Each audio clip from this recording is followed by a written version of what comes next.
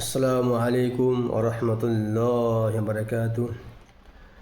প্রিয় শ্রোতামণ্ডলী, বন্ধু ভাই এবং বোনেরা, প্রত্যেককে আন্তরিক সালাম, শুভেচ্ছা এবং প্রীতি জানিয়ে আমি সালামের 4টি উপকারিতা বা 4টি লাভের কথা বলবো ইনশাআল্লাহ।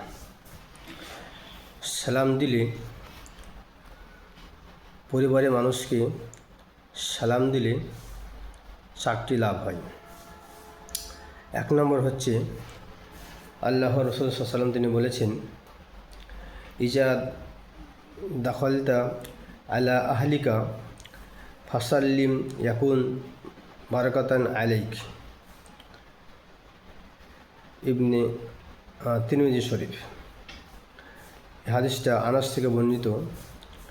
আনাস রাদিয়াল্লাহু আনহু তিনি বলছেন যে আল্লাহ রসুল সাল্লাম তিনি বলেছেন, হে আনাস, তুমি বাড়িতে গিয়ে সালাম দিবে, তাহলে তোমার এবং তোমার পরিবারের জন্য বরকতের কারণ হয়ে যাবে। তাহলে 1 নম্বর লাভ হচ্ছে যে বাড়িতে প্রবেশ করার আগে সালাম দিলে যিনি সালাম দিবেন এবং পরিবারের সকলের জন্য বরকতের কারণ হবে। আল্লাহ তাআলা বরকত দান করবেন প্রত্যেকের মধ্যে। 1 নম্বর ফায়দা। দ্বিতীয় ফায়দা, আল্লাহ রসুল সাল্লাল্লাহু আলাইহি ওয়াসাল্লাম তিনি বলেছেন, রজুলুন দাখলাহু বাইতাহু বিসালামিন ফাহুয়া জামিনুন আলাল্লাহ আযজা ওয়া জাল। আবু দাউদ শরীফ। আবু দাউদ শরীফের মধ্যে হাদিসটি আছে, আল্লাহ রসুল সাল্লাল্লাহু আলাইহি ওয়াসাল্লাম তিনি বলেছেন, যেই লোক তার ঘরের মানুষকে ঘরে ঢোকার সময় সালাম দেয়, ওই লোক এবং ঘরের মানুষের হেফাজতের দায়িত্ব স্বয়ং আল্লাহ তাআলা নিজে নিয়ে নেন।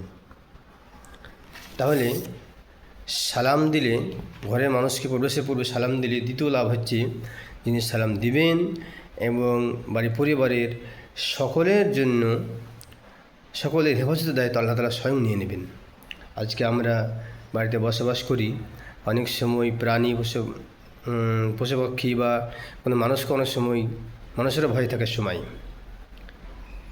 আমরা কোথাও বাইরে গেলে বা বাড়িতে শুয়ে থাকলে অনেক সময় আমরা ভয় করি বা ছেলেমেয়েরা ভয় করে।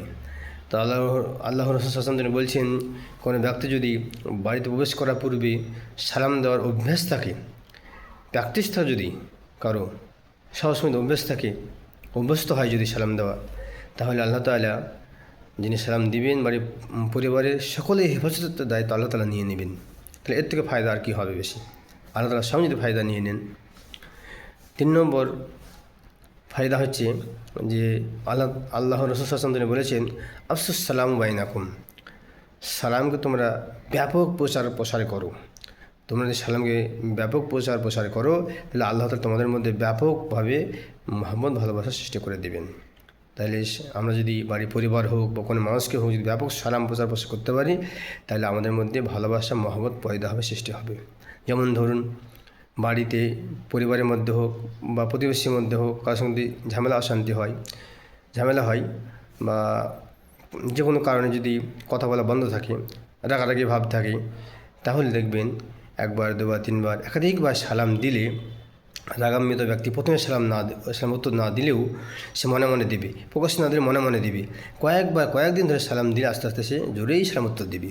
কারণ সালামের বরকত আল্লাহ তাআলা অন্তরের মধ্যে একটা ভালো ধারণা পোষণ করে দিবেন, মহব্বত পয়দা করে দিবেন, এবং তার সঙ্গে আস্তে আস্তে ঝামেলা বা রাগ দূর হয়ে যাবে, তার সঙ্গে কথা বলা শুরু হয়ে যাবে ইনশাআল্লাহ। 4 নম্বর ফায়দা হচ্ছে যে সালাম দিলে একে অপরের দোয়া বিনিময় করা হয়, দোয়া আদান প্রদান করা হয়। যেমন আমি বললাম, আসসালামু আলাইকুম ওয়া রাহমাতুল্লাহি ওয়া বারাকাতুহু, তোমার উপর শান্তি, রহমত, বরকত বর্ষিত হোক। উনিও সালাম উত্তর দিবেন, ওয়া আলাইকুম আসসালাম ওয়া রাহমাতুল্লাহি ওয়া বারাকাতুহু, তোমার উপরেও আল্লাহ তাআলা শান্তি, রহমত, বরকত বর্ষিত হোক। তাহলে একে অপরে আল্লাহ তাআলা শান্তি, রহমত, বরকতের জন্য আমিও দোয়া করলাম, সমাজ জন্য দোয়া করলো। তাহলে একে অপরের দোয়া বিনিময় করা হয়।